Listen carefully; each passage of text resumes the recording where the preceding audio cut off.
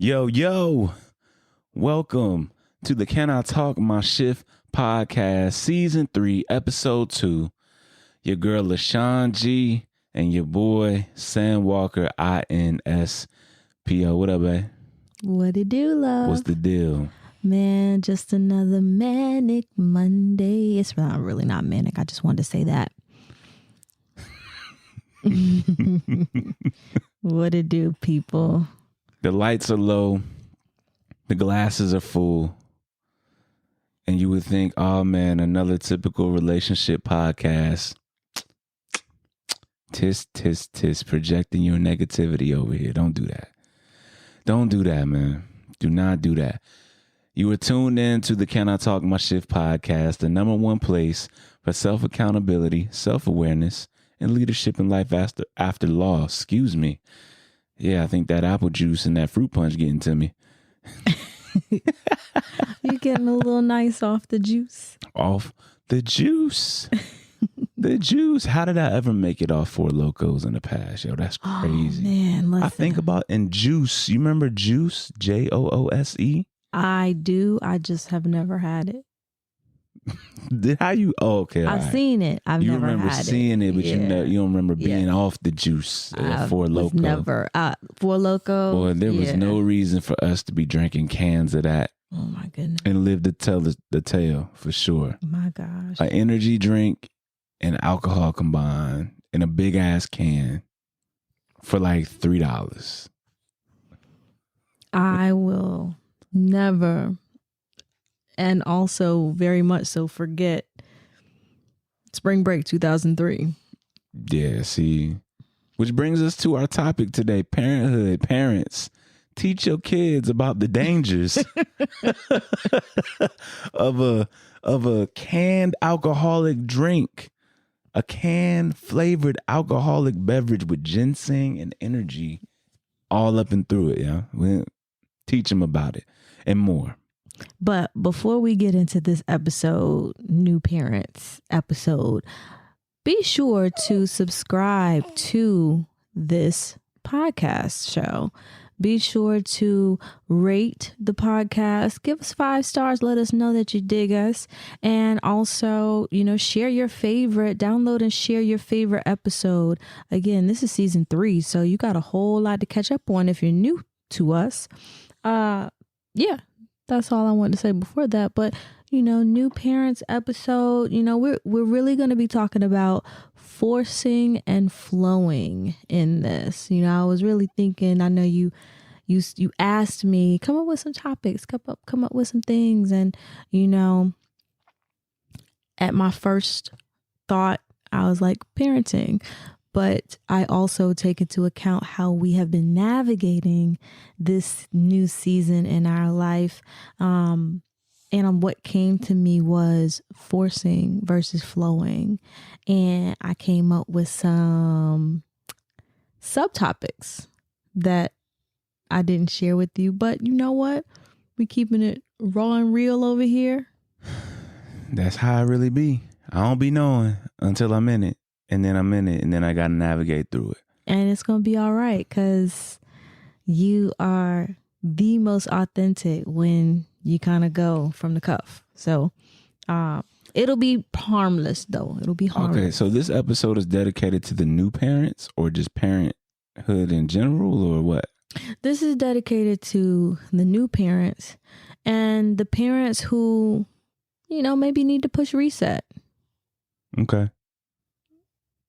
That reset button is real. It's so real. It's so real. If whatever you think parenthood is about or what it's like, let me tell you, y'all, it ain't that.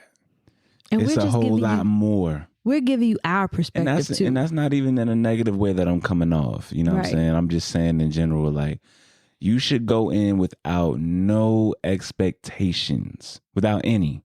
Right. Any expectations whatsoever, because what you're going to find, and I'm sure we're going to touch on this later or somewhere in between or whatever, you base all of your parental experience, or you expect your vision to be like how it was for your parents because that's all you have to go off of. Right. Or other friends that are parents before you.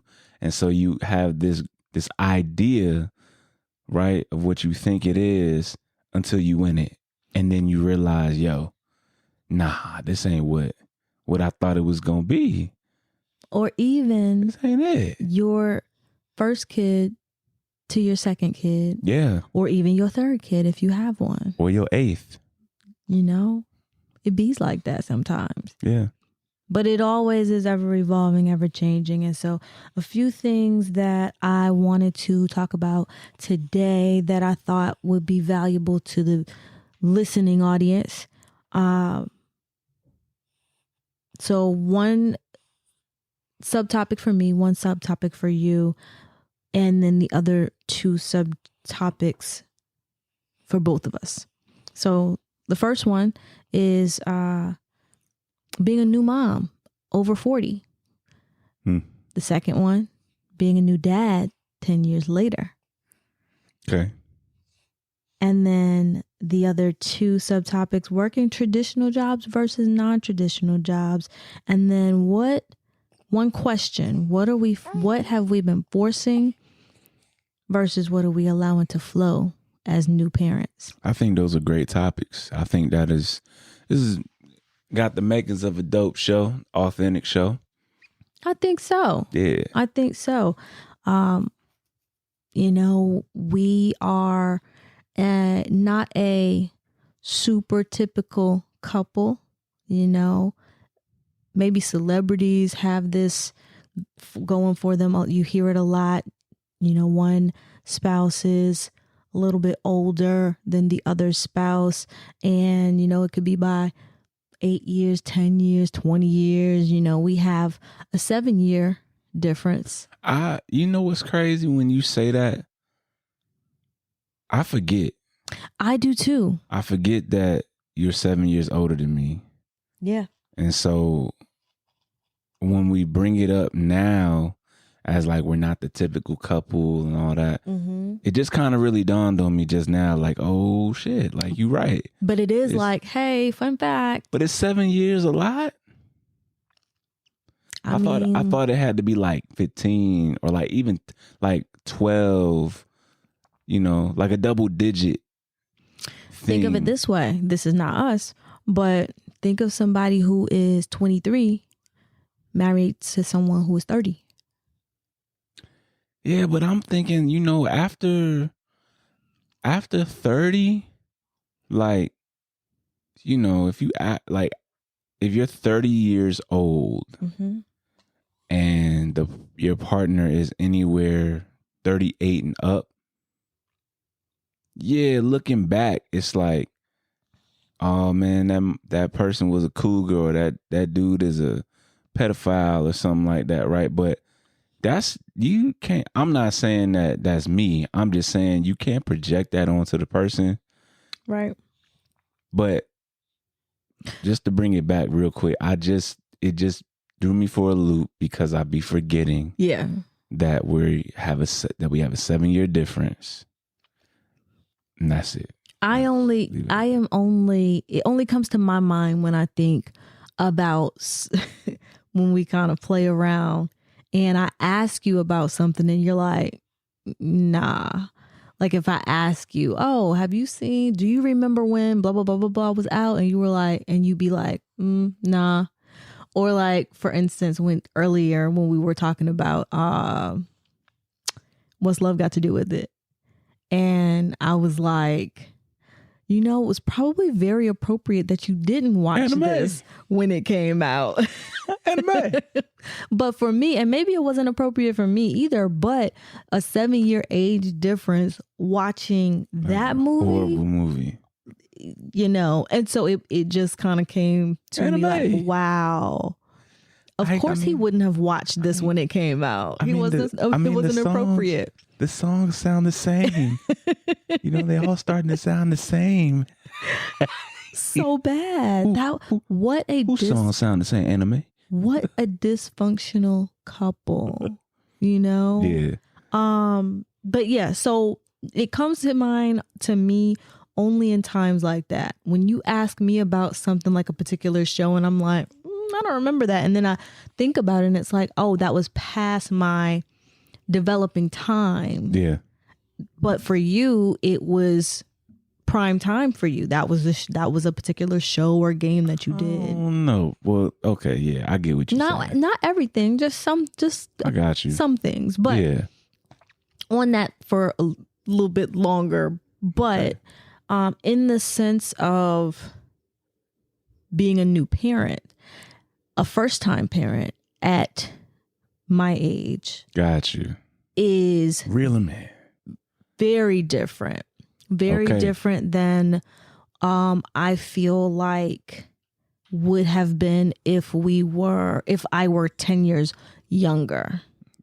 I think about where I was 10 years younger, what I was doing, whatever my situation was at that time, my mindset, even at that age, even at 23, at 33, at 43, very different mindsets. Out of college, it's all post-collegiate, but out of college, working a real job, doing all the things that in our society's head would say, oh, well, I mean, you're equipped. You should be equipped. I mean, you're never really ready to have a child, right? That's the cliche thing. But I will say that at this age, for me, being a first-time parent, having conceived naturally, me having a smooth pregnancy journey, and even with her coming into the world and really not giving us a lot of grief.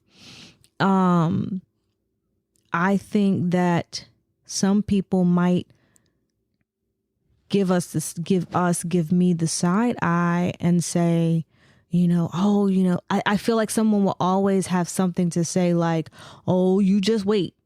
She's only 4 months now, but you just wait until she's 2. Wait until she starts crawling. Oh, you just wait until she starts talking. She's not going to stop. I feel like I would get that same, oh, you just wait. But I also feel like I am at a place where I'm able to manage that. Wait till she gets versus feeling unraveled maybe as a younger first time. I got you. So you saying that you feel like your age has something to do with, or your maturity. Right. Because it doesn't really matter. You could be 50 years old and still be like, have the emotional maturity of an 8-year-old. True. You know what I'm saying? True. But for me, where I am mentally, especially when it comes to kids, now there are some things that still throw me for a loop at this age, like job situation, which we'll talk about that. Yeah. But I feel like from the standpoint of having a child and being experienced with children, because there are plenty of first time parents who are like, I've never held a child. See, it's that thing. Before my own. It's that thing. That's the thing that I think separates you from other parents or other women who have had children at your age, right? They weren't in the school system and they weren't coaching and they weren't around kids prior to. And also, they didn't have a helping hand in raising younger children, not just 1 or 2 or 3 or 4 or 5, but 5+. Yes. See what I'm saying? So you already having that experience growing up as you were maturing, I think helps you out tremendously. Yeah. And kind of started you at level 2. You know what I'm saying? The real true difference is like, I can't give this child back to nobody. This is mine. Exactly. My child. You know what I'm saying? You had opportunity to give them back to their parents. Right. Or be right there with them. But experiencing those things, those milestones, that newness from a very young age. I mean, I was 11 when I was first introduced to being around babies, all infants and newborns, infants, babies so early all the time. I'm very grateful for it. And I will also still say now, as a first time mom, there's nothing like your own. Like, you know, she is unlike any other baby I've ever experienced. Okay. You know, I've experienced babies who wake up in the middle of the night crying. I've experienced babies who just don't like certain things and never like them. Mm-hmm. You know, I've experienced varying degrees of crying, varying degrees of cooperating, just different. But there is nothing like your own. I will say that. I've heard that before, and to me, it's like, yeah, that is very true. It's nothing like your own. You can't give them back. They don't come with manuals. And the only thing you can do is work on the bond that you create between you and yours. Got it. And I rock with that because, you know, being with you for as long as I have, I can see those things, right? Mm-hmm. I also think another thing which is one of the things that I admired about you. Let me say that first. I give my kudos, give my points up. It is something that I admired about you because you were always, you were never wavering on this thing that I'm about to say. But two, on this thing that I'm about to say, is that it also kept you youthful in a way. And what that thing is that you wanted to be a parent. See, a lot of the times there isn't too many people that I know personally who wanted to be a parent. Okay. I'm not saying that it has to be a planned thing. I'm saying just in general, they're not thinking, yo, I want this. Right. And I'm prepped for it and I'm geared up for it and I'm excited about it and ready to go until after they get the news. Right. I see. Got it. You were already like that prior to even giving me the news. This is one thing that you wanted to be. Yeah. See what I'm saying? Yes. So I think for men, it's a little different because, you know, now one of my homies was like that. He's like, yo, I was looking forward to being a dad. I want to be a dad. You know, sad to say, I don't know how that is with amongst us in our culture as men, right? If that's something that we want to be and we're like, yo, we just setting out goals to be that, or if it's a reactionary thing. See what I'm saying? We're like, yo, woman dropped the news on us, our wife, girl at the time, whatever. A lot of the times that gets hit with a negative reaction, connotation comes with it.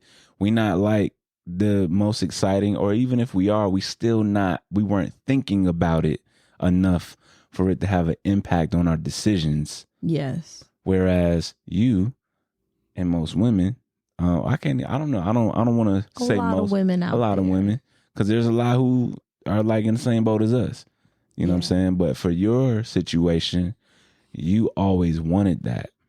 Right. So you were always optimistic. You're always hopeful, right? Even through all the adversity that you had prior to meeting me and even meeting me. You know, that was an unwavering thing for you. Yes. You see what I'm saying? So no, did I think it would happen? You know, I just wasn't sure. And I think once I became detached from the idea of the biological clock and, oh my gosh, I need to be with this right person, this perfect. Like after I detached from what I thought it would look like to have children in my life, it became easier to say, hey, if it does, if it doesn't, I have options. You know, like I opened myself up to more. And I think also it took a lot of stress off of me as well.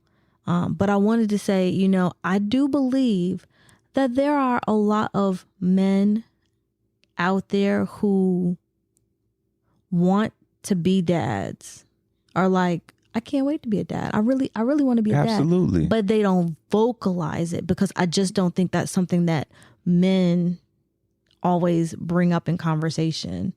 I think like you were saying, it's reactionary, right, from the woman sharing the news. I think that it's not at the top of mind. Yeah.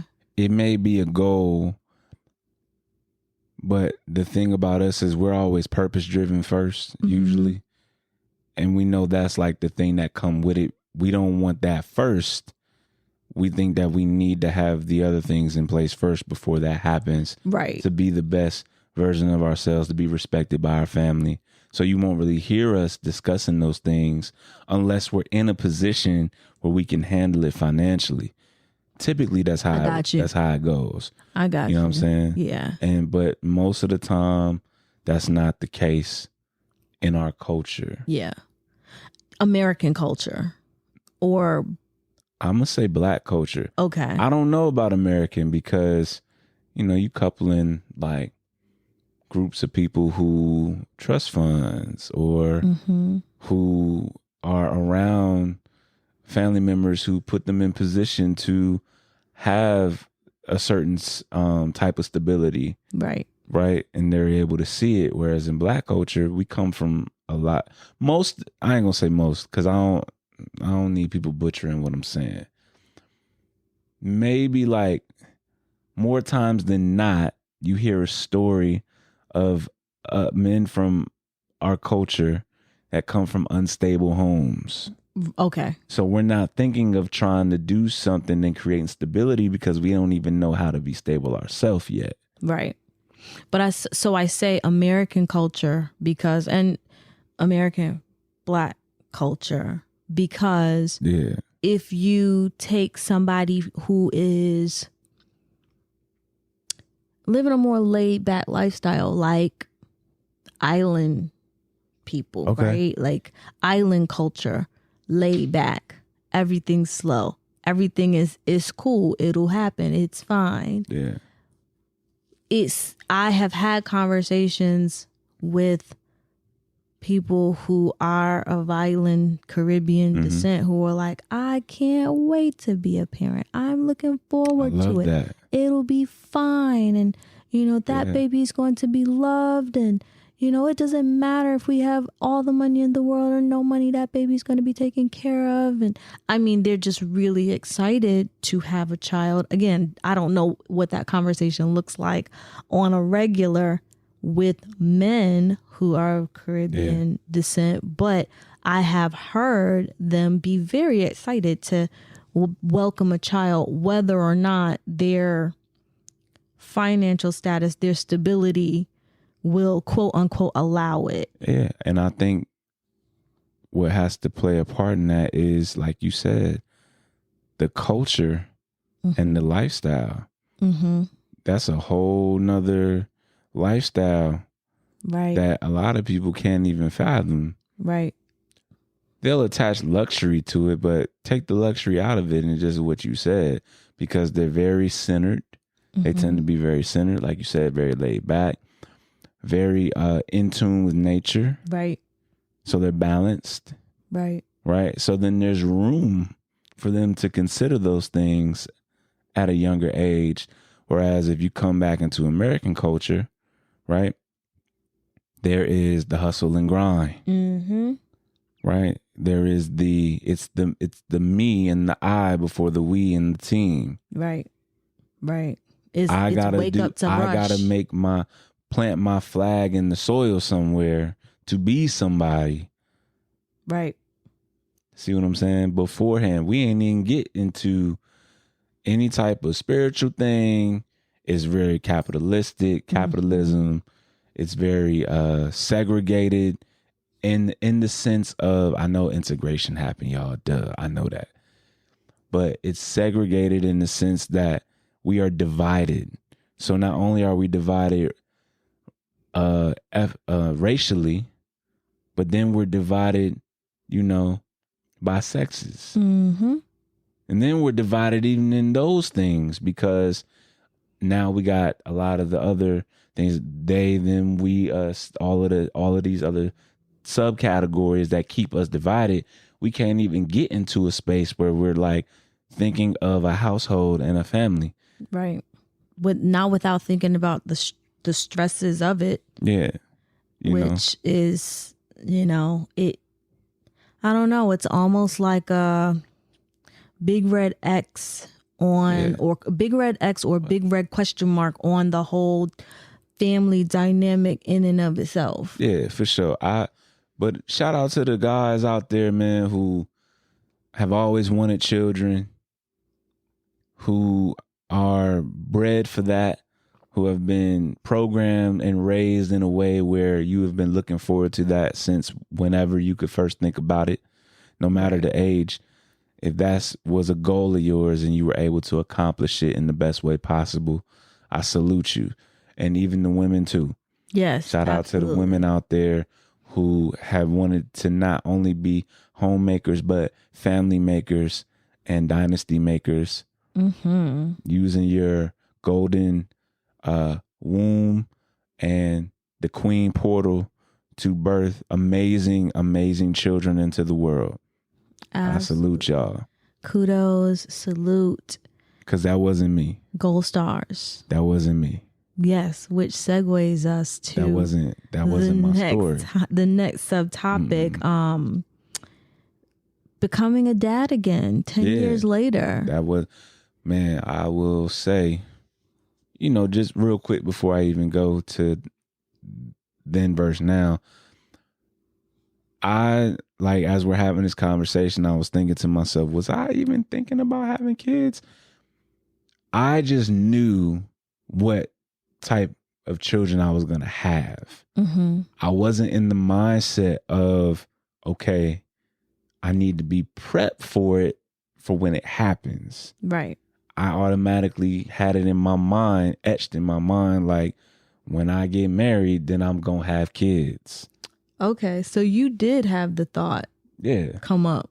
But I was in no way, shape, or form making any decisions to align with that thought. Yeah. Okay. Got you. I got you. So, if whoever I was dealing with at those times before my first daughter was born, they would ask me, like, oh, do you want kids? Yeah. You know what I mean? I know I'm going to have a girl.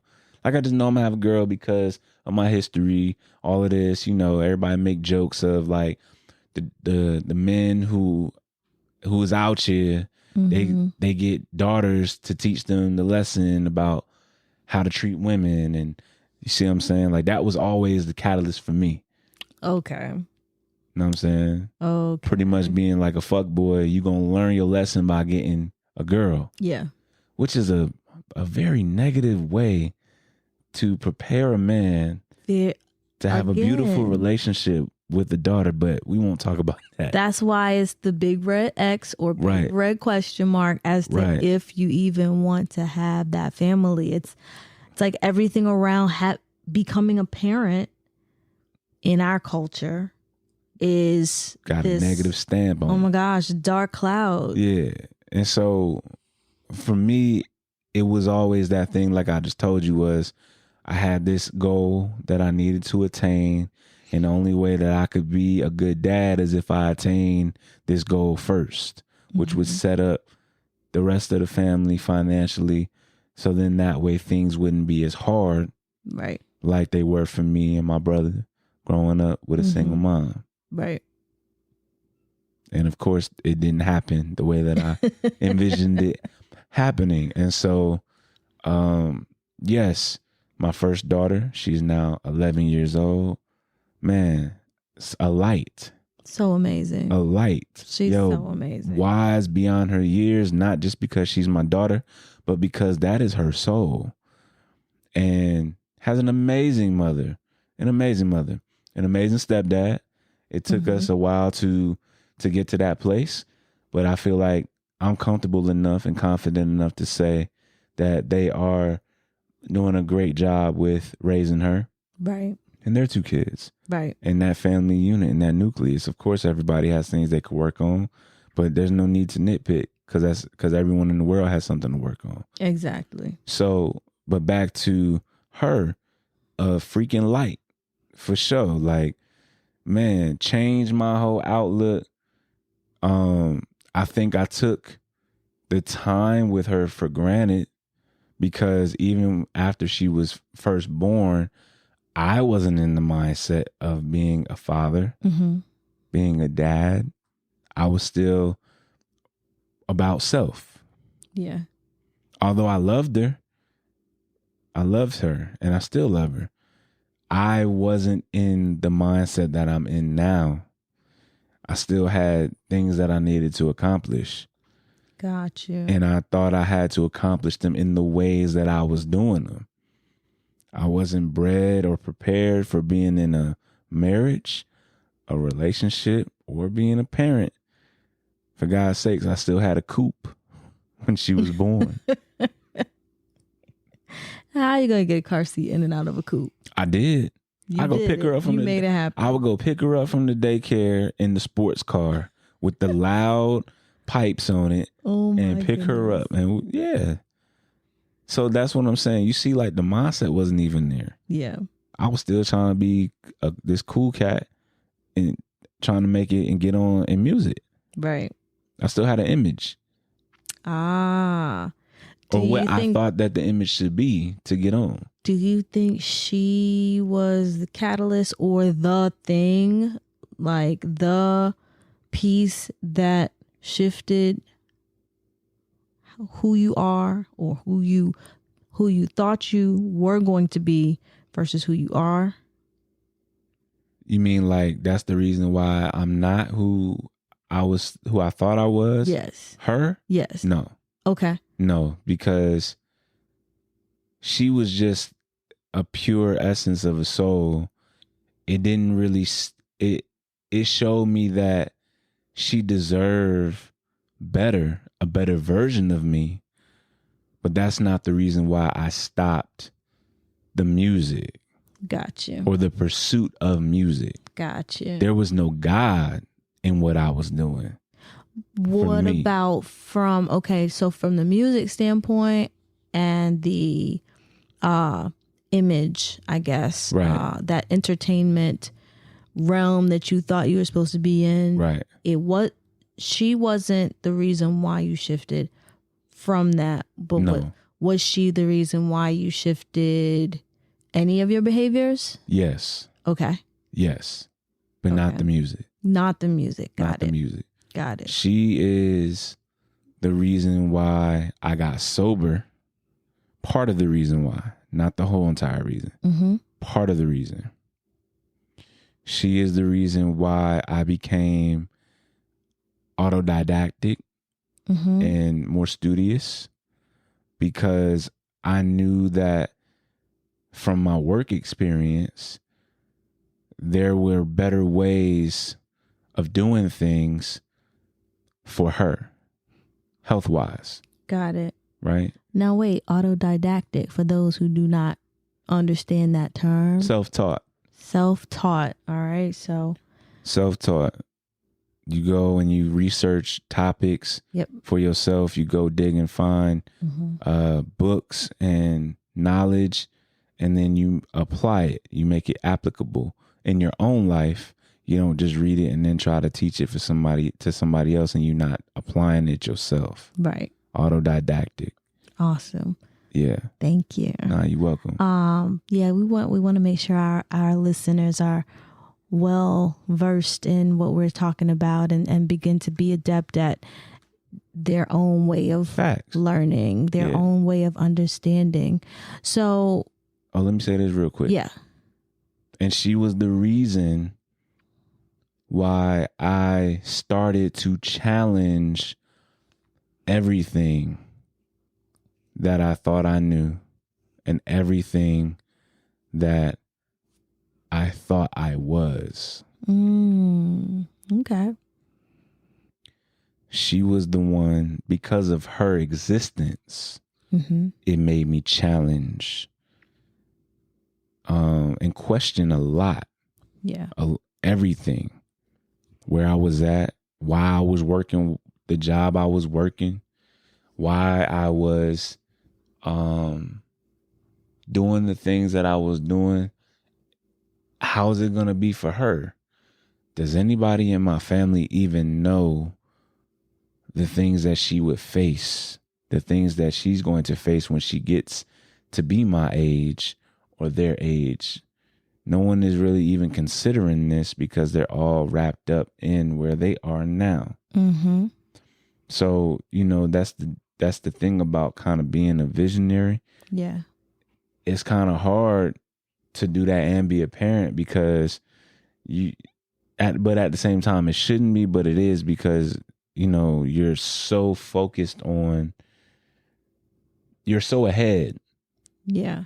And so you got this body who you want to be ahead with you, but they need you to bring them up to speed, but you can't bring them up to speed in the way that you would, say, another adult or an older child. Mm-hmm.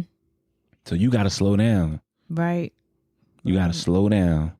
But then you have a lot of questions to answer to fill that gap because you're going to have to provide them the answers that you didn't have the answers for. Right. You see what I'm saying? Because it's essentially new to both of you. Right. So she was the reason why I started to question any and everything in existence. Yeah. Right. In my realm and in my world. Yeah. I like that. And I think it's important to do that.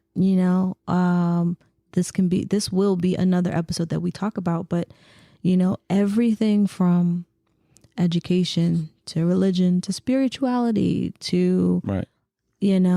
Working, how we work, what we do for work, especially since becoming pregnant, not just her being in the world, but becoming pregnant and realizing how much I had to do to just to take care of myself even more during this time has really pushed me into questioning everything. Right.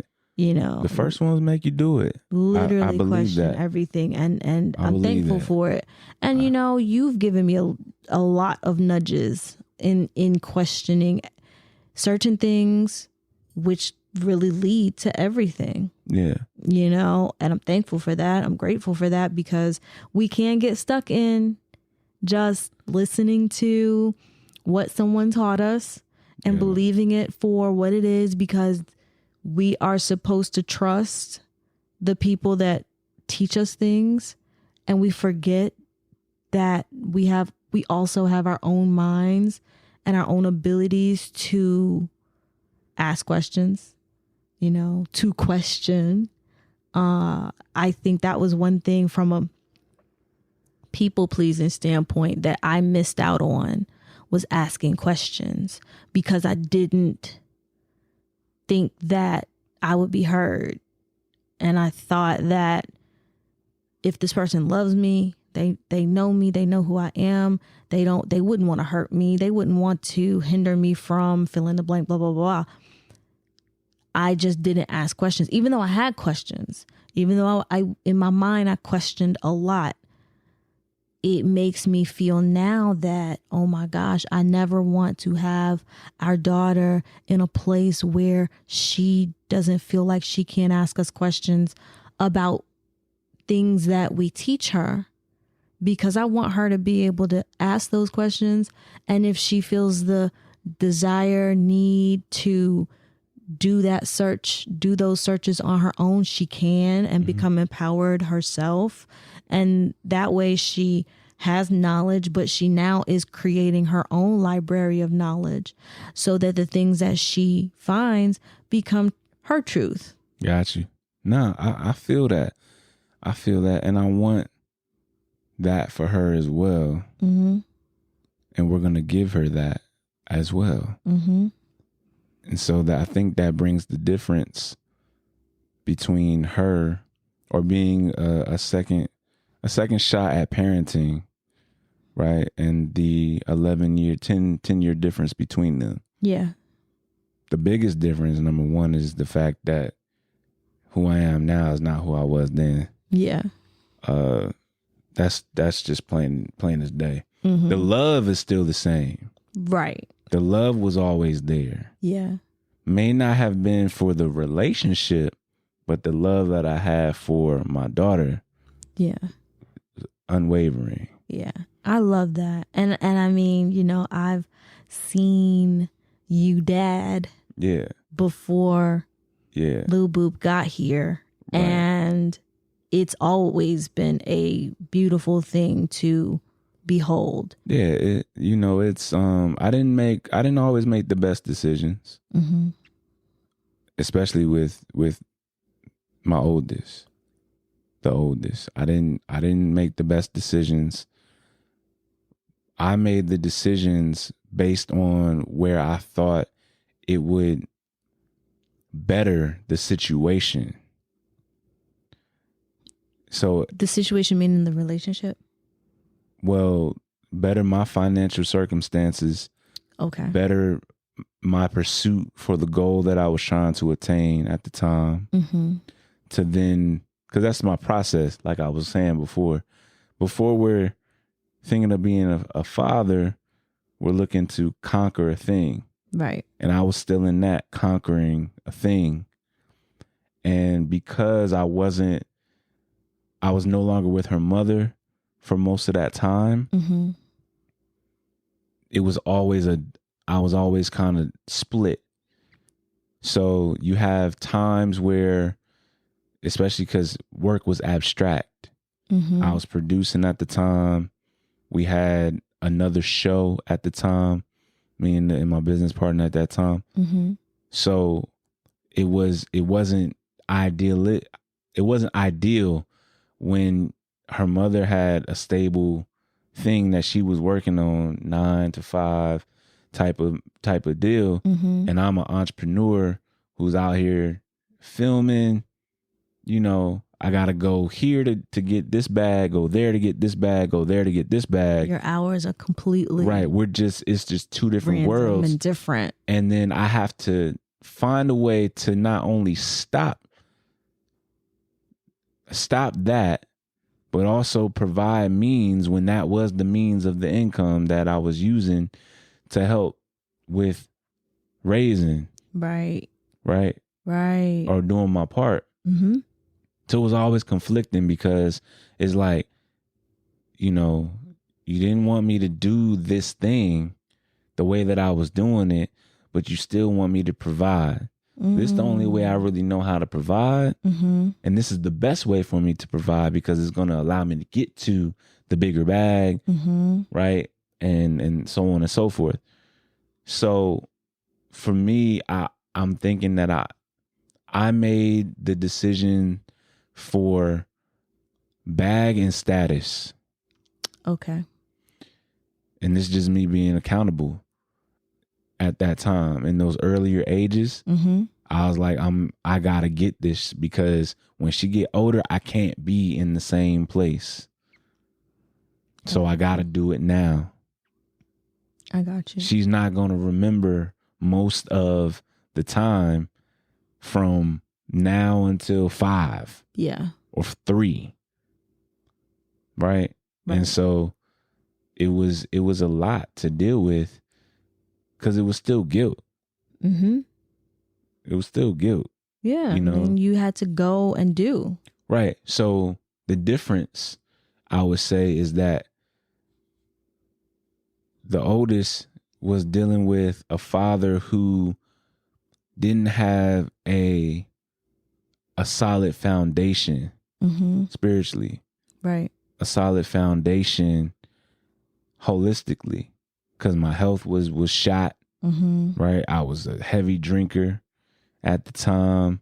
I was very, very unsatisfied with where I was, but wasn't making the changes to make a better situation as a whole. Yeah. Made a lot of excuses.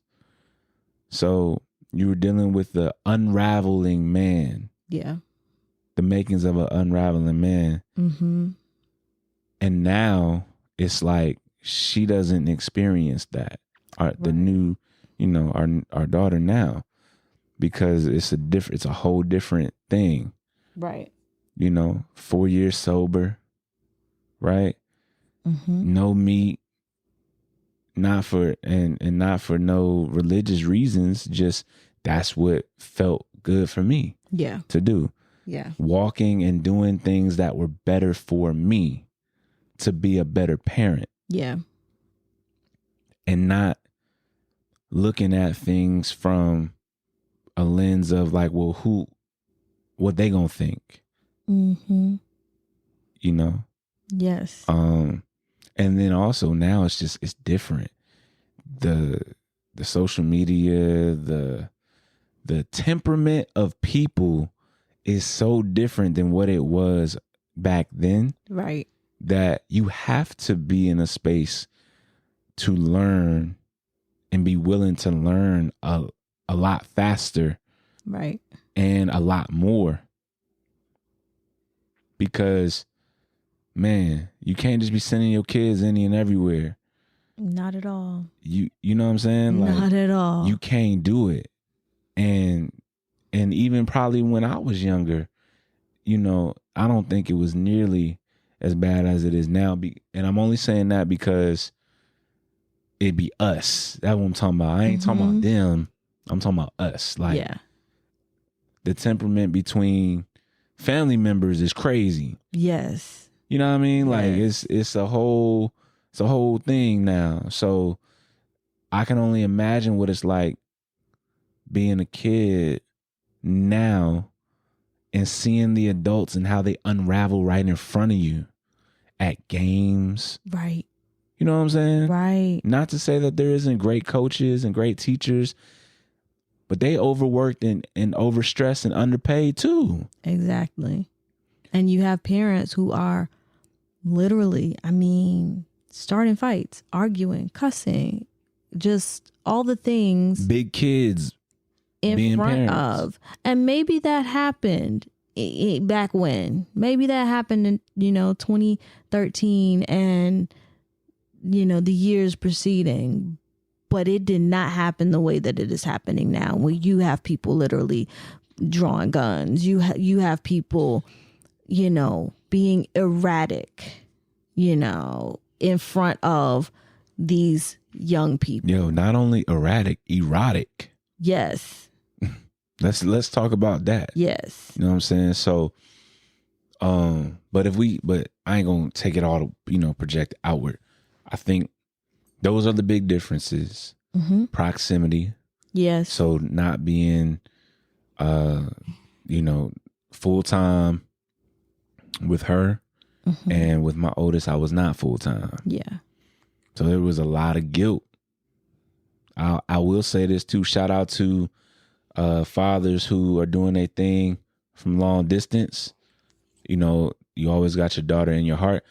It's funny because I don't think that people think about how much space a child occupies in their mind. If you got 100% bandwidth and you have a child as a father and you care about your child and you love your child and you in your child's life or children's life, how much bandwidth you start off with on a day-to-day, because part of it is gone. I'm gonna say like 25% of your bandwidth you starting off at 75 now, because your attention is what's going on with them over there. Right. They're not in your presence. You can't see them. You can't feel them. You can't touch them. So everything is heightened in your mind. Yes. You want to be there. So all the feelings that come up are 10 times more. Yeah. They're increased more. At least mine are. And so it's like the bandwidth, I'm not starting at 100 with my day. First thing I'm thinking about is, okay, what's going on with her? Let me make sure I talk to her, how she's doing. Because I got to make sure she feels it through our conversation, because she's not here for me to touch. Right? To hug, give her a kiss, feel her feeled. Right? So that's a big difference, is knowing how to handle the rise and fall of emotion. And dealing with the guilt of that. Yeah. Right. Dealing with the guilt of being the not being the primary parent. Right. I can definitely see that. And, which is why it was so much of a joy to have her be with us this summer, for the entire summer, and be able to see you both get filled up. Yeah. See how, even experience how we would be as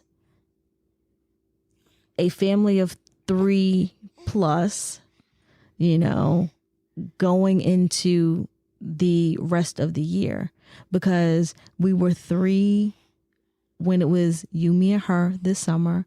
We got to see that dynamic and what that looked like, felt like, in all aspects. And now we're a family of 3, and I'm talking about, if you guys hear anything, just by the way, if you hear anything in the background, that's our co-host. That's our co-host, Sakara. No, don't tell him the name. It's okay. Lord. It's our daughter, in my arms. She's been asleep, and she's making all the noises right now. Yes.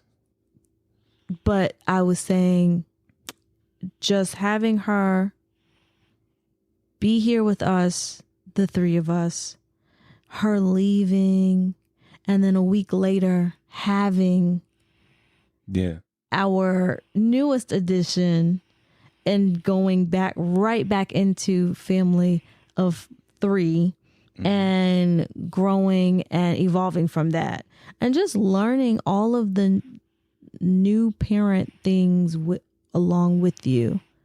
Yeah.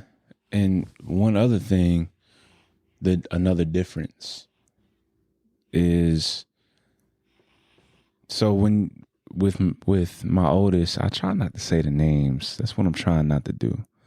I don't know why I'm not trying to name drop their names.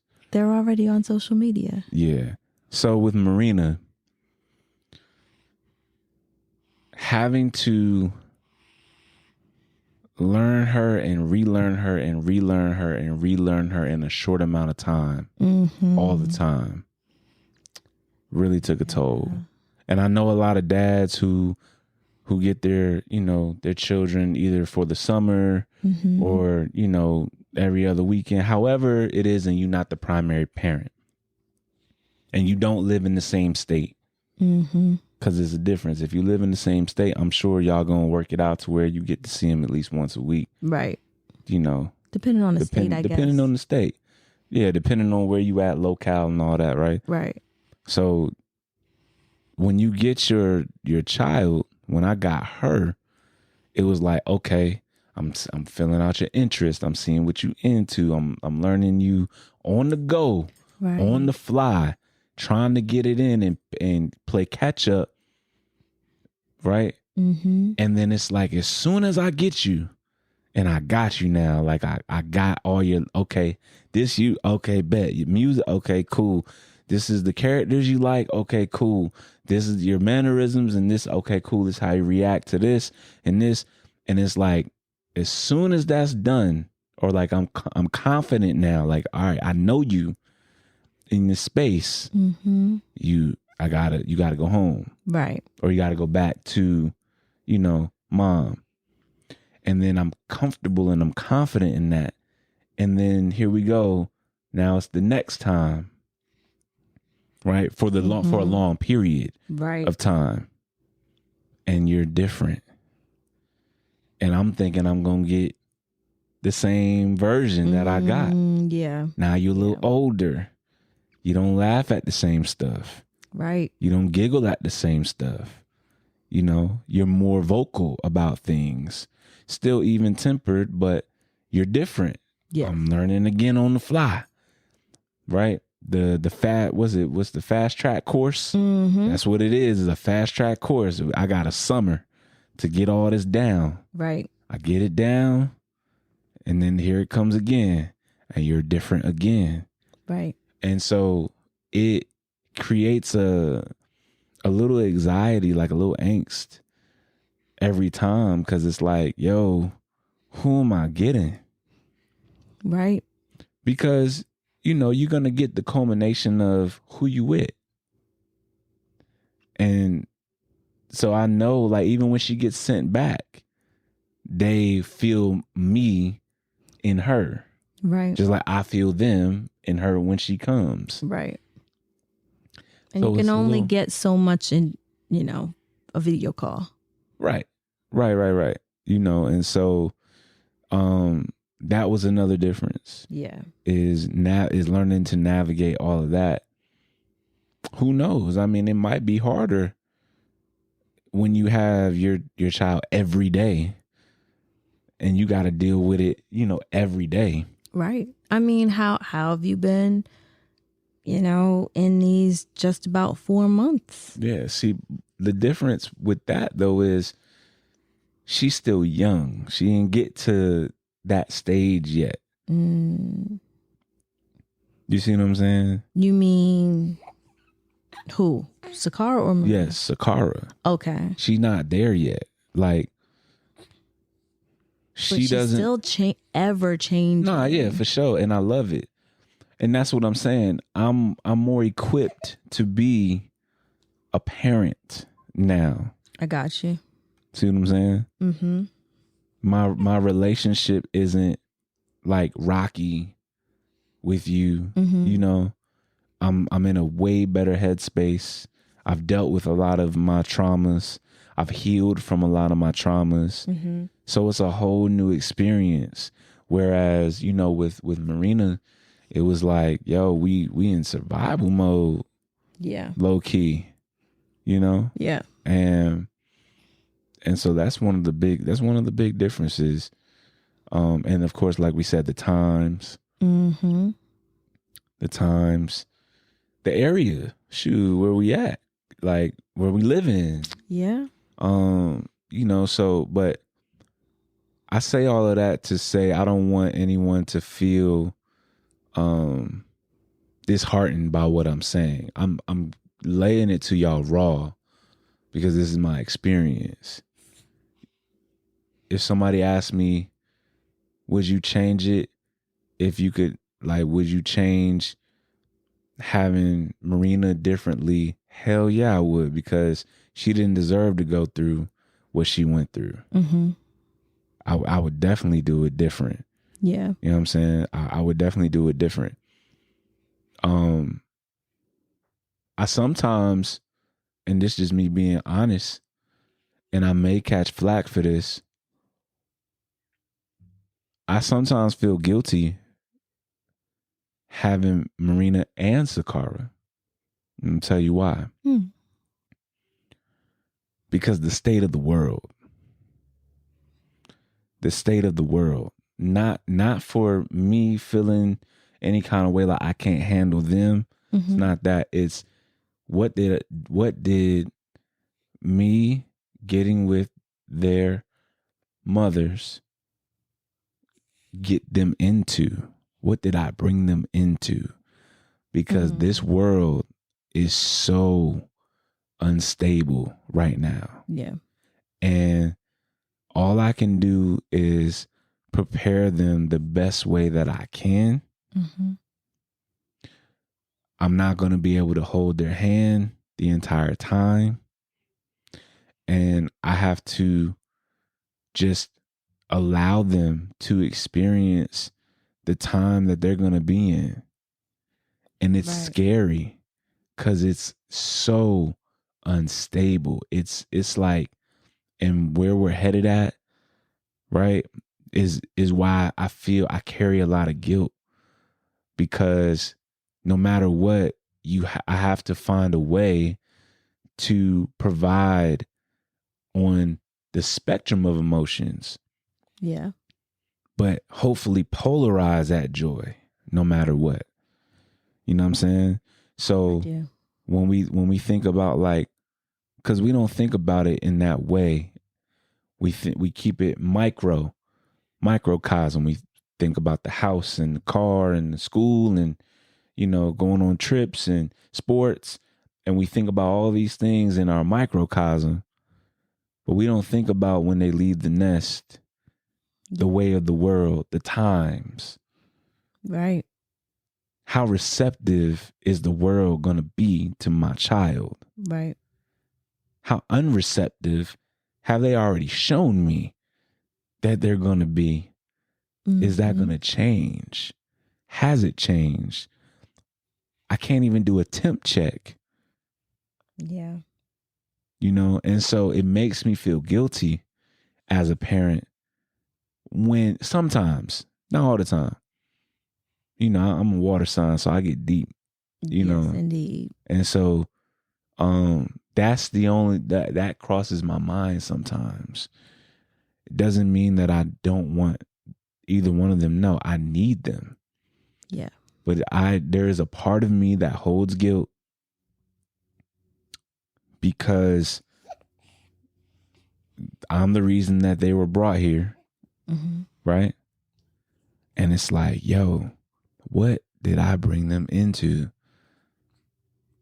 Every time I see something on social media, I hear some wacky shit on the news. Mm-hmm. I hear some wacky shit from a homie back at home, a family member talking about, like, you know, how many times your mom telling us stories of people. It's like, yes. It's like, yo, what am I got to set them up,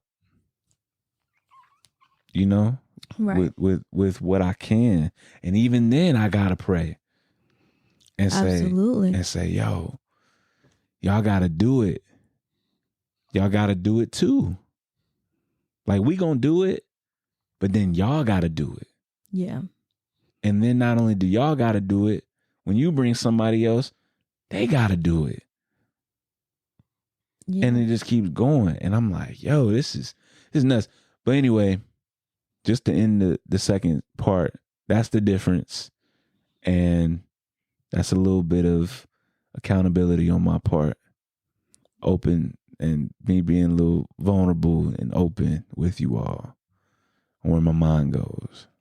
Well, I can certainly say that, you know, you said, you know, they have to do what we've done, and what we're doing now, they're going to eventually have to do, and then their kids are going to eventually have to do. But the only thing that we all can do as parents is empower these little humans, you know, because they're not ours. Right. You know, God's first. They belong to God. We facilitate their time here. We help them navigate these times here. And the only thing we can do is empower them to embrace and be who God created them to be before we even knew they existed. That's all we can do. Leaving reminders. Yeah. Leaving reminders of who they are so they know where they're going. And then they know how to get back to where they came from. Exactly. And I mean, praying over them every day is shoot, we're halfway there with that. Oh, I'm grateful. I'm so grateful. I'm grateful. That's another difference. My bad. I'm grateful. Yeah. I wasn't grateful then. 10 years ago, I wasn't grateful for a lot. Yeah. Not like I thought I was. Yeah. You know, I'm way more grateful now than I was then. That's a fact. Got you. That's a fact. That's good. That's amazing to know. Amazing to know. And I know you're grateful. You know, you exude gratefulness every day. I'm loving this. Yeah, I am. And, you know, I think just with all that you've shared, we've touched on, you know, I don't know if we want to go any deeper with, you know, working traditionally versus non-traditional. Oh yeah, that's the third part, right? Yeah, you touched on that. It's different. I have way more people in my direct reach who are working a traditional job that have kids, that have the mindset of, you know, A, B, C, D, E, F, G, and that's the way it needs to go. And that's the only way it can happen successfully. And if you go against that grain, then there's some side eye, you know.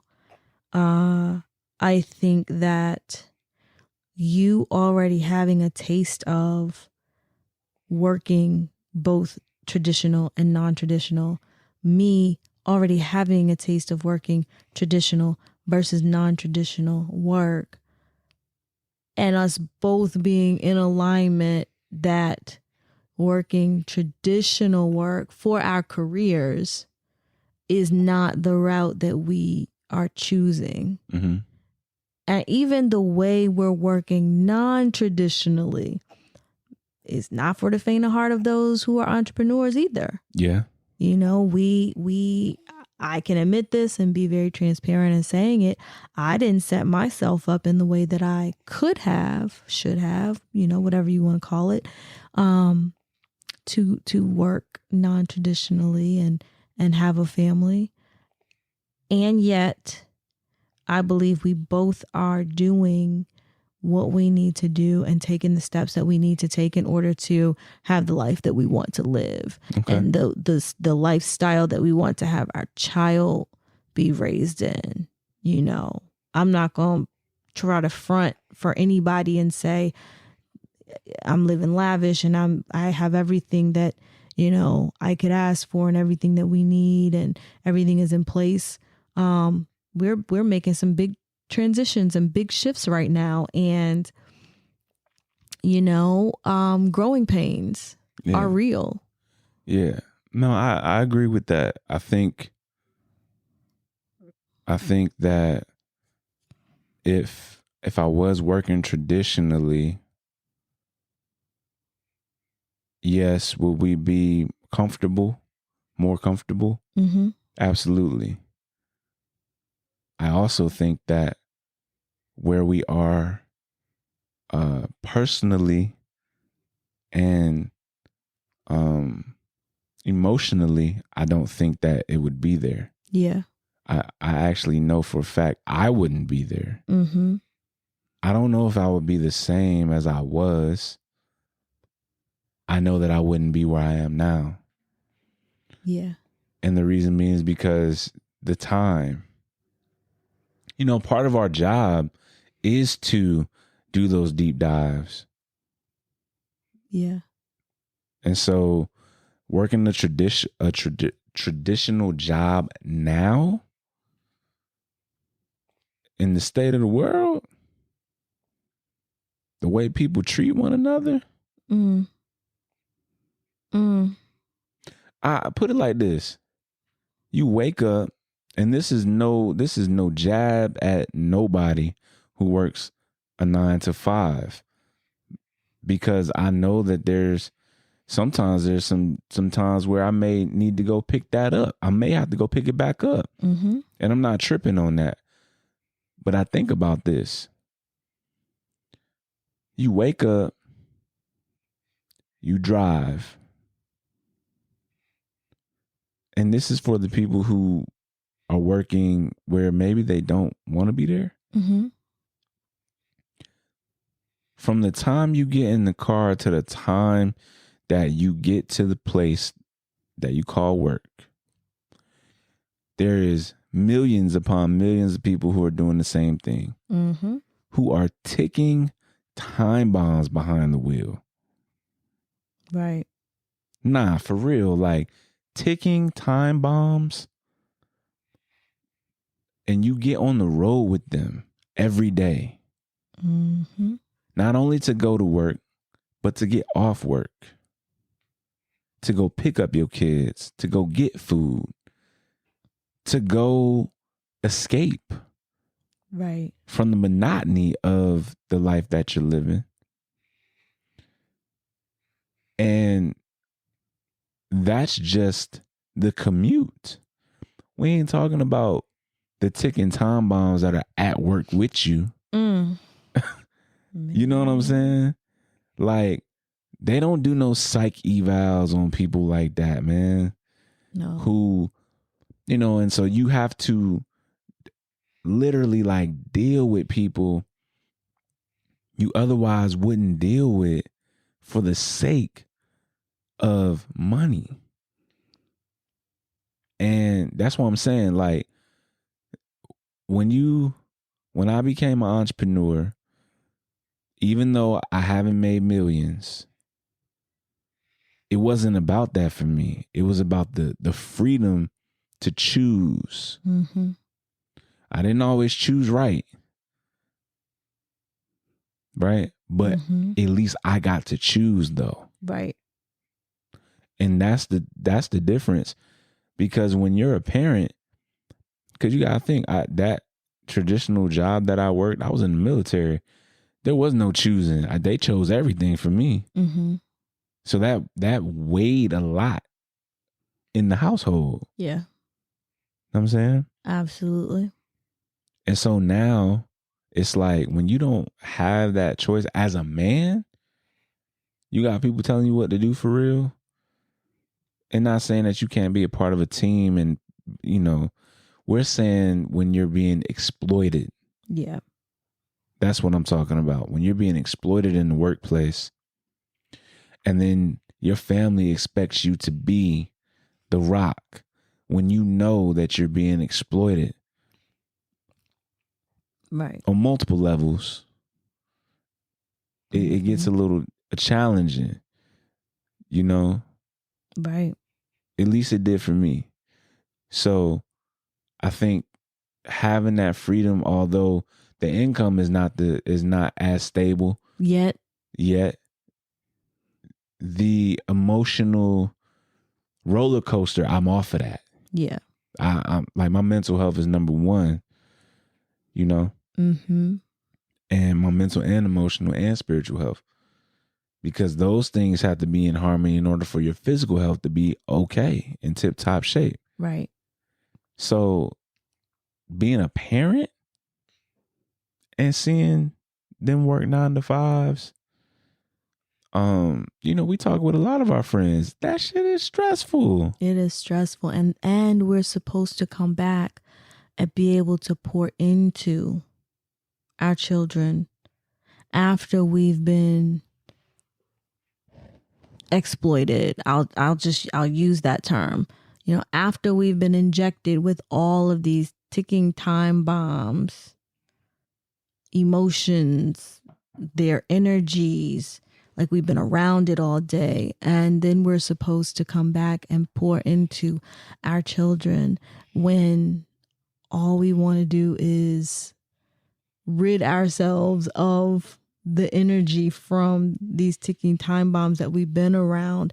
And that's the thing that got me, is that, being in the 9 to 5 space in varying degrees, small businesses, big businesses, corporate businesses, like being in that and feeling what I have felt, in some ways feeling very depleted, not having a kid at that time, but being very depleted, and even feeling like, man, I don't even want to do anything when I get back home.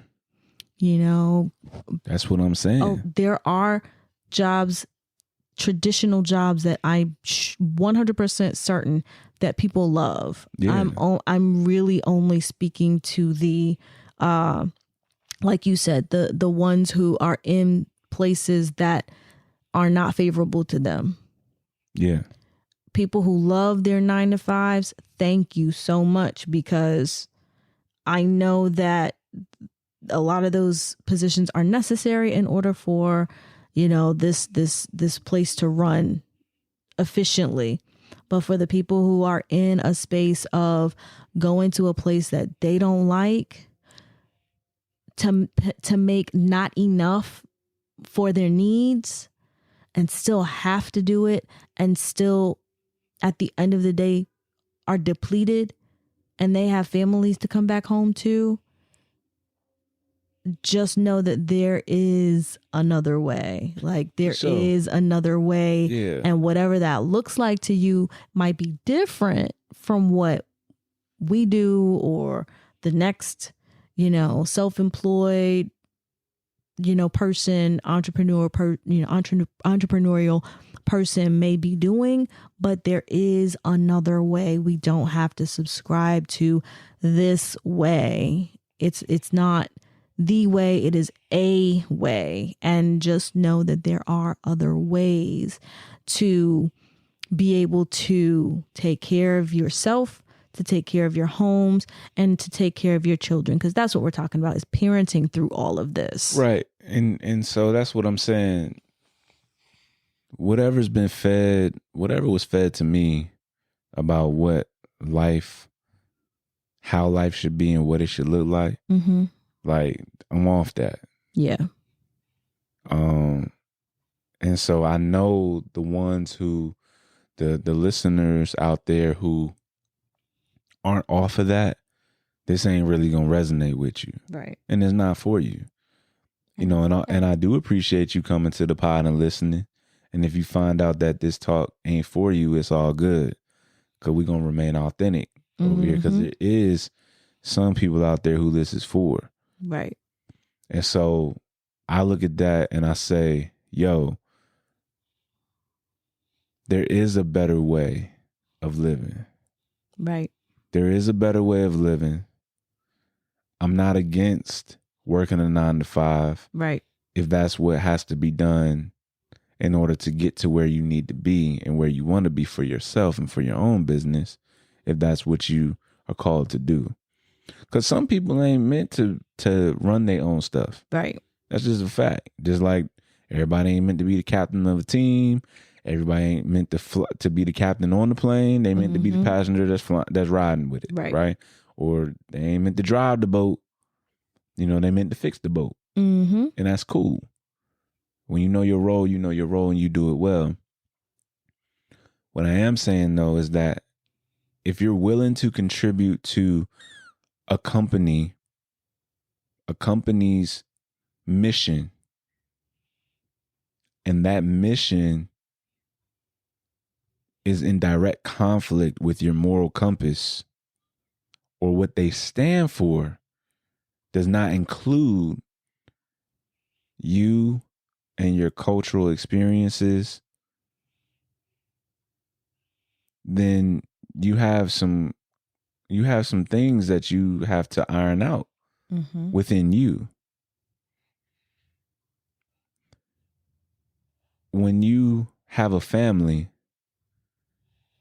it's going to be some tough decisions to make, because on one end, you do need money in order to navigate this world. And so there are other creative alternative ways to make money that can be a little chippy. Fuck it, a lot chippy out here. But it can't be done with the right intention and consistency. Right. That key word, consistency. Yeah. And so, man, I can't say one is better than the other, because that's not what I'm here to do. That's not what it's about. This is. You know what I'm saying? I know, like, some people was probably waiting for that. Like, so which one's better then? Like, what you saying? And it's like, nah, I'm not saying either one is better. I'm saying what works for you. Right. Does working from the time you wake up until the time you go to bed sporadically work? If it works for you, man, that I love it for you. See, I can love it for you and not love it for me. I know me. Right. I know me. Because maybe your creativity is not sparked between the hours of 8 a.m. We say 9 to 5, but let's be honest, 8 a.m. to 5 o'clock, 5:30 p.m. Maybe your creativity is sparked at 5 a.m. and it taps out around 11:30. That's what, 6.5 hours of quality work that's done. But who's gonna let you get off work at 11:30 and say, great job. In the traditional business world. You ain't gonna catch me make a company $400,000 in a year, my first year, and get less than 1% commission off of that. You won't ever catch me doing that again, ever. Right. So. Nah. So yeah, we not bashing non-traditional work, not bashing traditional work, not advocating for traditional work, not advocating for non-traditional work. We are advocating for what works for you so that you can be your best self to yourself and to those that you love, to your family, to your kids, because those are the people who are going to be impacted first. So what advice you got then? So like, because I know this can be like a talk show type of deal. It's laid back. It's cool. We on the couch, got mic'd up. But someone will say, okay, so the third segment is traditional versus what? Traditional versus non-traditional. Versus non-traditional income. In parenting. And parenting. Do you have any advice for moms who are doing it, who are parenting and working in the non-traditional way? Advice for moms who are... It's a lot though to unpack. Parenting and working. Because you got to be like... Traditional traditional or non-traditional? No. Because, that's not your experience right now. Right. So you would be basing your traditional experience, but you wasn't a parent. Right. That's what I'm saying. Got you. But it gets tricky though, because it's like, I think work just in general, splitting your time and your brain bandwidth between working and parenting. We'll say that. I really in my now experience, I have to say that my best piece of advice would be to be sure that you fill your cup first. Really take care of you. And I know everybody's like, oh, make sure baby comes first. That baby's going to change your life, and you won't be able to do anything because you have a child and your child creates your schedule now. Well, I mean, if that is so, then there are way more depleted moms out there than I know of. How do you fill your cup? I fill my cup. Honestly, it's very simple. It's very simple. And there's another element that I need to add to it with more consistency now, which is the physical movement aspect. So, but I will say the way that I fill my cup is my waking time routine of getting myself ready for the day doesn't get skipped. Because when I skip it, I can physically feel being in angst. Things are kind of go awry. But when I wake up and I go through the routine that I have of, first pumping, because that's part of my waking hours. I have to pump to start the day, because throughout the day she gets breastfed, but I pump, I make sure that I pray, and I make sure that I actually get up, put on clothes, whether it's joggers, sweats, jeans, dress, whatever.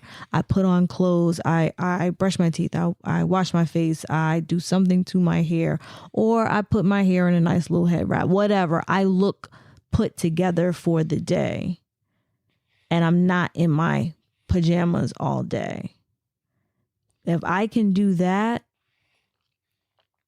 then that is me pouring into myself. That is me making sure that I still feel like LaShawn, and then I can attend to our daughter.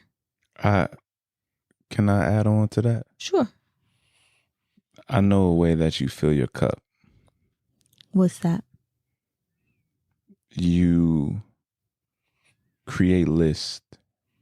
Yes. And when you create your list and you check off your list, that fills your cup. It doesn't matter what the list entails. It's the fact that when you create your list and you check your things off, you are right. That fills your cup. You are right. You are absolutely right. Because when I don't, things go awry. When you don't have a list, and even if you are completing things, it doesn't feel like you're completing them because you haven't listed your day. I physically have to do that. That's something that you do to fill your cup as a parent. So that way, when you know you have downtime, you actually have downtime. Right. You're not missing something, right? Or skipping over something for yourself. Right. So I know parents out there making a list can really help you and set you up for a successful day. Not saying that it may still be stressful, but everything ain't supposed to be smooth. Yeah. But at the same time, you will at least know what needs to be done. It allows you to keep yourself in check and not get caught up in a whirlwind of emotions that the day brings. That, you know what? Thank you, love. That's very true. And I will say this, for me, it does matter what I put on my list, because if I put everything on my list, then that brings about overwhelm. Okay. So the things that I put on my list are the things that matter. Gotcha. Now, does that seem vague? Does it sound vague? Probably. But if I put the things that matter on my list, then the things that don't matter, they'll still get done. It's just I've prioritized what matters so that I can complete them. I'm very much about completing, because I have in the past been somebody who has started something and not finished. Yeah. Fill in the blank with whatever that is. That could be working on content and not completing. That could be starting a load of laundry and waiting until the end of the day to put them in the dryer. It could be starting to look up a recipe and then waiting, and then forgetting, getting distracted and not even finishing that, if I figuring out if I have the ingredients for said food item. Gotcha. It's whatever matters for that day. I actually try to put something together at the beginning of the week, so I can have at least some kind of filter that I can see what does my Monday through Saturday look like. Sunday is really like a chill / reset day, but I look at what needs to be done this week. This week, baby girl has a 4-month checkup. Let me make sure that I put that in there, because if I don't, I will put something in place of it and I'll forget. I got you. But each day I do look at, all right, what needs to be done in this day that matters, that is important, that has to be done. Okay. And I can talk about that in another segment. I'm just saying, because, I noticed, like, we don't want to just be in a situation where we kind of just talk, and we're not giving anything practical, applicable that y'all can use. And then I think another thing that fills your cup is being active. So when you're stagnant for too long, you're on a 3-day streak without movement, your mood gets affected. Yeah. Yeah. The tone of your talk gets affected. Your drive gets affected. You get a little more chaotic. So moving keeps you centered. Yes. You're right. It does. Goddamn, which is something that why not, all the fame, which is something I need to bring back into the fold. Like, walking has been this is what I'm saying. Listen to me, baby. Listen to me. All I'm saying is that is something that fills your cup. Yes. So what type of movement would you say new new parents should kind of dive into and what's worked for you? I mean, honestly, walking, even if it's just a walk. Hey, listen, that walking is it. 30 minutes walk, 20-minute walk. That walking is it, yo. An hour walk, let me put on a podcast or an audiobook. Yeah. Say, baby girl, put her in this stroller and go, that at bare minimum, 10 minutes, even if it's 10 minutes, going out, walking around, in the community just for a second, is the least I can do for myself. But what I would love to reincorporate and reintroduce back into my physical movement agenda would be some strength training. Okay. And I haven't done that since before I got pregnant. So, neither here nor there. But yes, physical movement at the least, walking. But ideally, I would like to incorporate some strength training again and walking. Got you. Mm-hmm. And I think one other thing, mm-hmm. if y'all can't tell, I know my wife.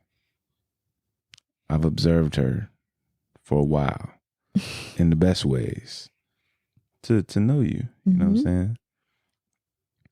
It is having that fellowship with your core sisters.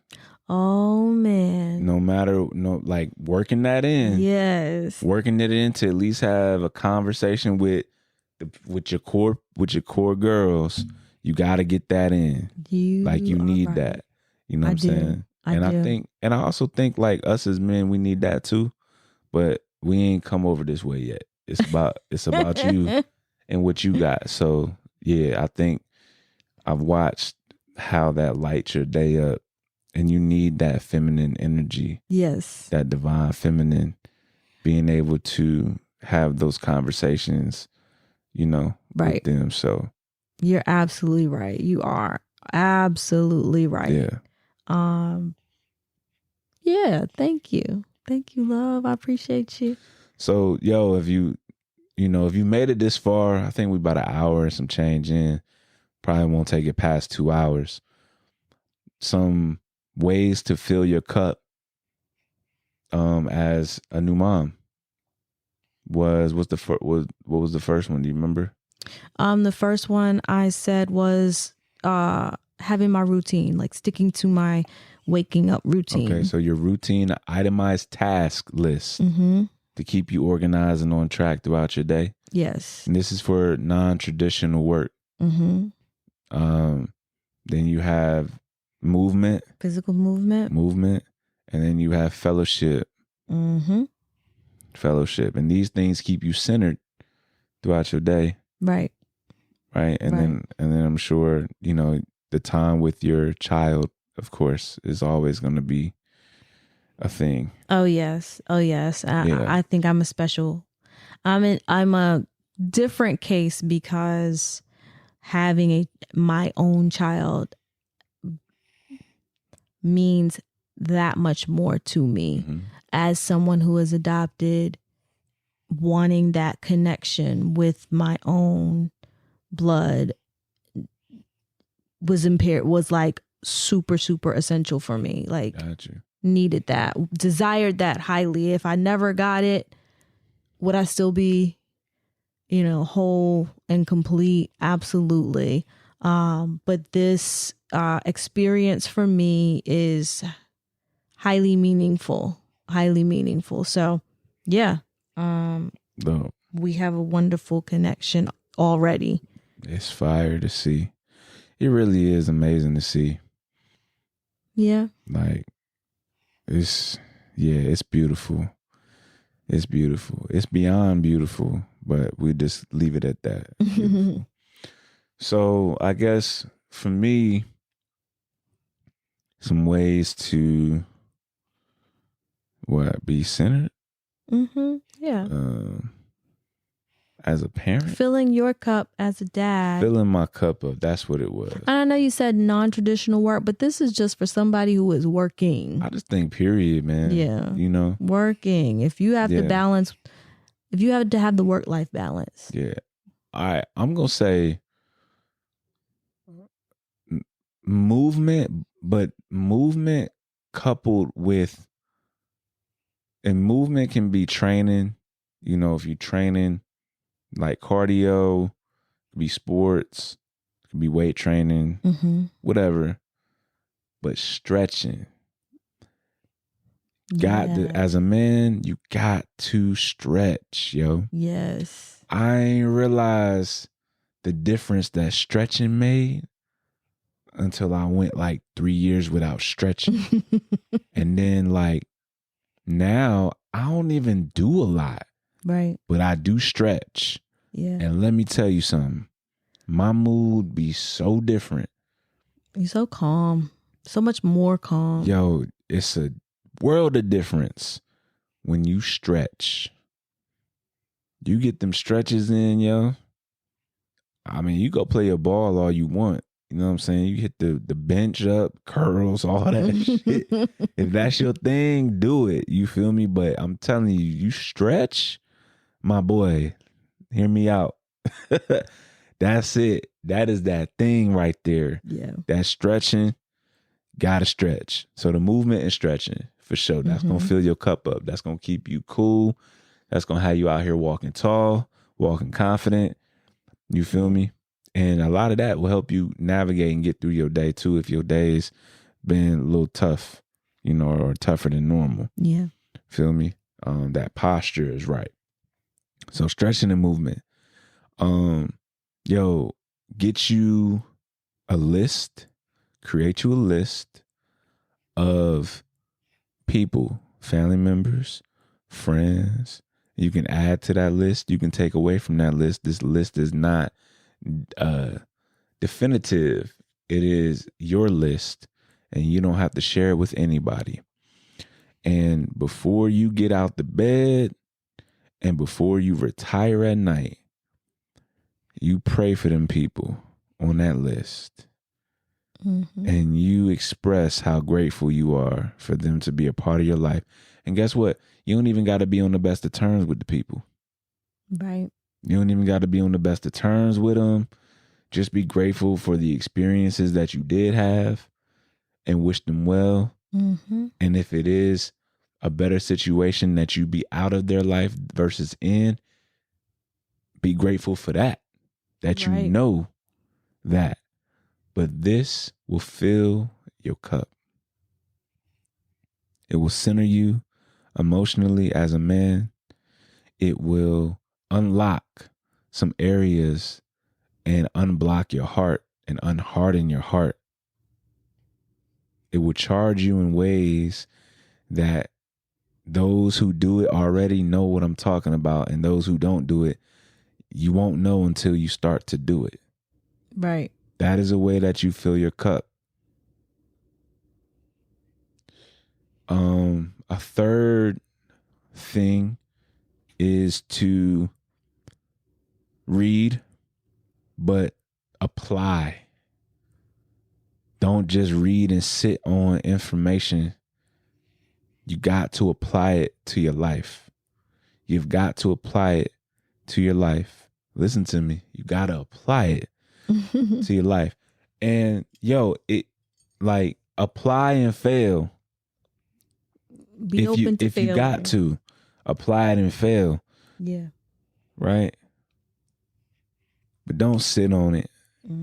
Don't sit on it and watch people pass you by and the days pass you by. Really hone in on whatever you're reading. Read with a purpose. Don't just read just to read. Because that's a thing too. And even if your purpose is, I want to read to get a laugh. Yeah. I want to read to gain knowledge. Right. Read, man. And lastly, you got to do some breath work. You got to find a minute, 5 minutes, 10 minutes, 15 minutes, 30 minutes, whatever you do. Find a time to breathe. Get that breath work in, man. You need that. Mm-hmm. You need it. You need to be able to get to a place where you can block all the outside bullshit. Whether you created the bullshit or somebody else created it, don't matter. You got to be able to get to a place where you can breathe. Breath is number one. You cannot go. You can go 40 days without food. You can go 7 days without water. You can barely make it a minute, 5-10 minutes without breath. Unless you train for that. That's a fact. So breathing is just as essential as living. Mm-hmm. You can't do one without the other. Yeah. So listen. Now, I know one thing that Breathe. fills your cup, that What's up? As your wife watching you. Tummy time. Tummy time. Tummy time. Yes, tummy time. And this, I know this helps you. It could help someone else. It could help a man who is open to it, because men don't be open to some things. But one thing that I know works for you is writing. Yo, gotta write. Gotta write. That works. You know what? You right, because when I don't journal, man, I'll be in just getting it out of your system. And some shit, maybe you don't write, but maybe you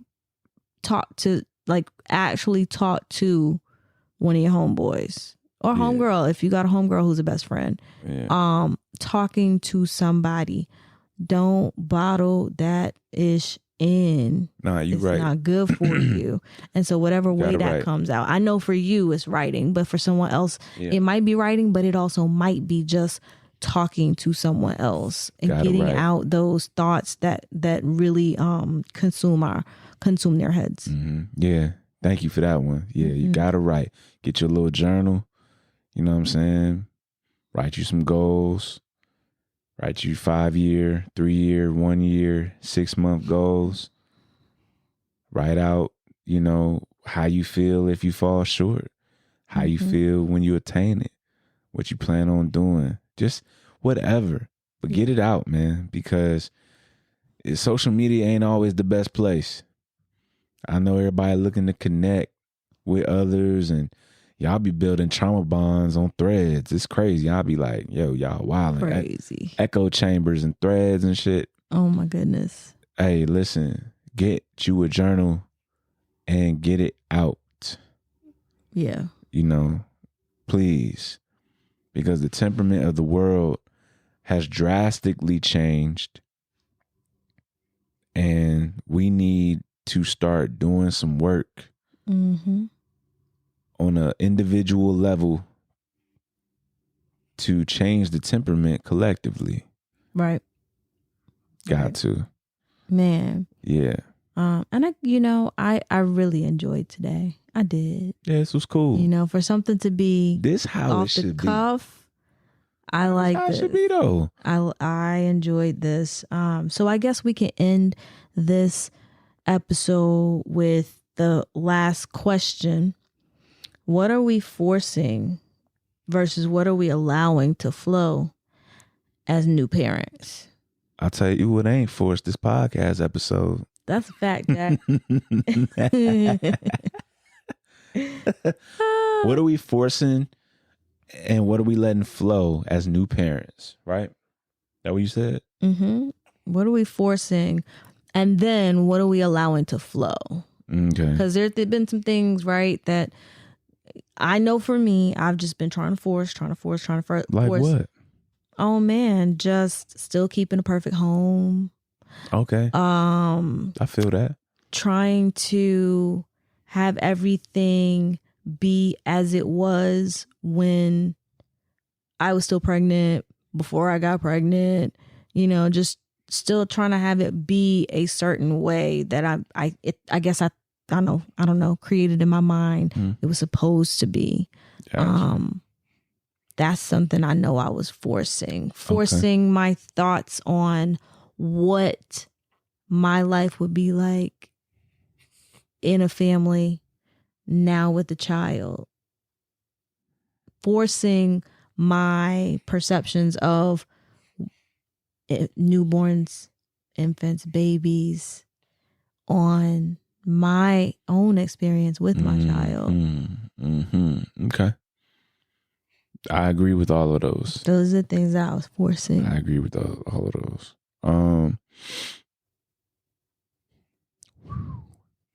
Let's see. Control. Control. That is trying to force control in places where control is not needed. Mm-hmm. There's a lot of days where we wake up, we have a nice routine going with Sakara, and it just ain't it. She ain't on that. That ain't what that's not where she at. That's not where she at. She ain't napping for 2 hours. She napping for cat naps, 20 minutes, and she up. And, and we're trying to do what we can to control her to get back in line with what is comfortable. And then realizing that, that's not what's needed right now. What's needed is flexibility. Yeah. So control. Trying to control the outcome of other people based on the decisions that we make. Right. Tailoring words to so that way whatever comes after whatever we're saying is lighter, or what I'm saying, ain't as explosive. Just trying to control every little aspect. It's like that shit's dead. Yeah. Yeah. That shit's over with. Where the flow is, the flow, I would say, is in letting go of what we thought life was going to be, and being open. Yeah. Being open to where we're headed. I think there's flow in that. Yeah. I think we've been flowing in that for a little bit of time. And I think we're going to continue to flow in that. Yeah. Yeah, I agree. I think what I'm now allowing to flow are those things that I said, when I thought, I have to have the perfect home, it was only when I stopped thinking about having a perfect home that I looked around. It's like, oh no, like we have a nice little flow going on. And the house looks pretty good. Again, outside of all of the, shifting that is happening, which again, we'll share that when the time comes for us to share it. But even with all of the shifts that are currently happening, we still have a kept home. I think I'm allowing to flow Sakara, thinking that, she has to have this many naps. She has to eat this many times. It's like, no, right now she's cluster feeding. She feeds on demand. When she's hungry, it is time to feed her, and she will let you know when you're taking too long. She also will let you know when she's tired, and we get to give in to that. We get to allow that to happen. And yes, her naps are very different, but the way that she sleeps, she has shorter naps throughout the day. And then by the time, the evening, early evening and night gets here, that last nap before she goes to sleep for the night is what she's doing right now. Yeah. It's longer. She likes contact naps. Yeah. She needs at least one. If she doesn't have, if she doesn't have that one, at least one contact nap, she's going to be fussy because she needs that closeness, whether it's you or me. And I'm allowing that to happen. And the more that I allow that to happen, our day is really still run, even though she's dictating, I'm sleepy, I'm hungry. We are still controlling our day. We still have a lot of flexibility in our day to do what, we have to do. No, I agree. I agree with that. And that works for us. Yeah. And like we said, the untraditional way of parenting, we will be unpacking that, because I know a lot of parents are like, okay, well, the typical thing that I was taught is, child's born, spend a little bit of time, and then we prepping her for daycare. And it's like, that ain't what we doing over here. Yeah. We not doing that. You know what I'm saying? And then after a certain amount of time, it's school time. We ain't doing that either. So, stick with us on this season. Follow us, because what we share might intrigue you to do your own research and open up to do the same. All right? Or do life that works a little bit better. Yeah, life that's a little unorthodox to most, but it's perfect for you. I think one other thing that's flowing. Dang, I had it and I lost it. Yeah, I lost it. You were saying such good things. I was trying to hold it in my head, and then it's gone. It's gone. Maybe it'll come up again, and we'll bring it in the next episode. It might. We'll start the next episode with that. It might. It might not. It's all good. Maybe it just wasn't meant to be at this point. So, yo, check us out. Can I Talk My Shift on all streaming platforms where you can find podcasts. LaShawn G, Sam Walker, co-host Sakara Laree Walker. Real quick, wifey has been breastfeeding this entire time. Oh, yes. She has been breastfeeding this entire episode, by the way. Yes. Sakara has been like waking up, feeding, going to sleep, waking up, it's incredible throughout to see. Her nap time. It's so dope. Yes.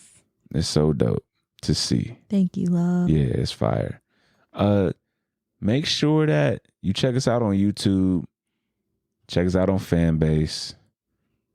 Where else we at? Check us out on Instagram.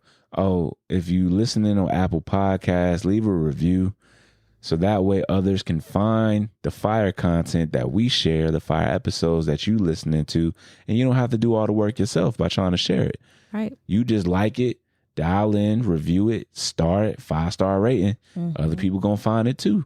Tag us on Instagram. Follow us over at Can I Talk My Shift, and you can follow me individually, the LG_THEELLEGEE_. You can follow Samuel at Sam Walker Inspo. And we appreciate you. We love you. And we're grateful that you are riding with us and rocking with us. For sure. Till next time, y'all, keep it positive. Keep it pushing in the best ways possible. Keep your emotions in check. Stay centered, stay balanced, stay whole, stay pure.